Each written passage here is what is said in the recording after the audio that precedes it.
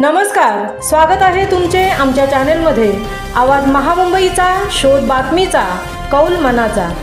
चला तर मग आमचे चॅनेल शेअर करा, लाईक करा आणि सबस्क्राइब करा। धन्यवाद। श्री क्षेत्र पार्वतीपूर पार येथे आई श्री रामवरदायिनीच्या गोंधळ आणि हळदीकुंकू कार्यक्रमाला भाविकांचा उत्स्फूर्त प्रतिसाद। श्री क्षेत्र पार्वतीपूर पार येथील जागृत देवस्थान आई श्री रामवरदायिनी देवीच्या मंदिरात 30 सप्टेंबर अष्टमीच्या शुभदिनी विविध धार्मिक कार्यक्रमाचे आयोजन करण्यात आले होते। देवीच्या गोंधळाने भक्तिमय वातावरण। अष्टमीच्या निमित्ताने दिवसभर मंदिरात धार्मिक विधी आणि कार्यक्रमांची रेलचेल होती। सकाळी 8 ते 11 या वेळेत सर्व देवदेवतांचा विधिवत अभिषेक संपन्न झाला। यामधील महत्त्वाचा कार्यक्रम म्हणजे दुपारी 12 वाजता पार पडलेला गोंधळ। देवीचा गोंधळ। गोंधळींनी देवीची स्तुती करणारी भक्तिगीते, पोवाडे गाऊन आणि पारंपरिक वाद्य वाजवून गोंधळ घातला।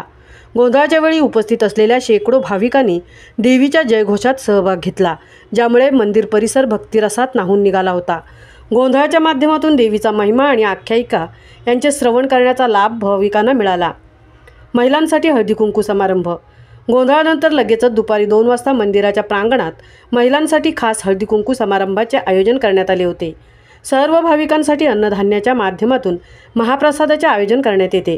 आज रायगड जिल्हा परिषदेच्या उपाध्यक्षा चित्रताई पाटील यांच्या कुटुंबियांच्या वतीने महाप्रसादाचे आयोजन करण्यात आले।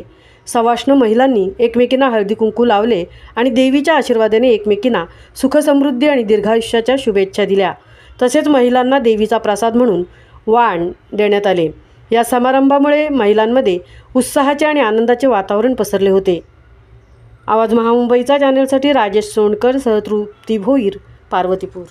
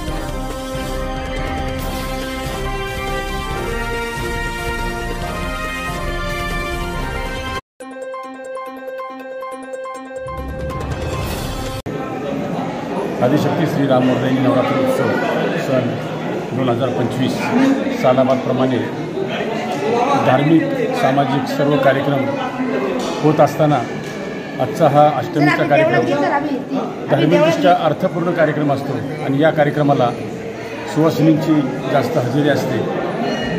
त्या हिशोबावर आम्ही गेले 20 वर्ष सुवासिनीसाठी खास हळदी कुंकवाचा कार्यक्रम आयोजित केलेला असतो आणि हळदी कुंकवाचा कार्यक्रम झाल्यानंतर महाप्रसाद आयोजित करतो। त्यानंतर नवमीच्या दिवशी देव उठवल्यानंतर दसऱ्याच्या दिवशी आईची मूर्ती पालखीमध्ये ठेवून गावाच्या वेशीवरती पालखी नेऊन तिथे सीमोल्लंघन म्हणतात त्या कार्यक्रमाला, आणि तिथे जाऊन सोनं लुटण्याचा कार्यक्रम झाल्यानंतर पालखी पुन्हा मंदिरामध्ये येते। मंदिरामध्ये आल्यानंतर प्रत्येकाला आपला द्वेष भांडण तंडण बाजूला ठेवून सगळे एकमेकाला सीमापत्र देऊन एकमेकाला गळा भेट होत असते।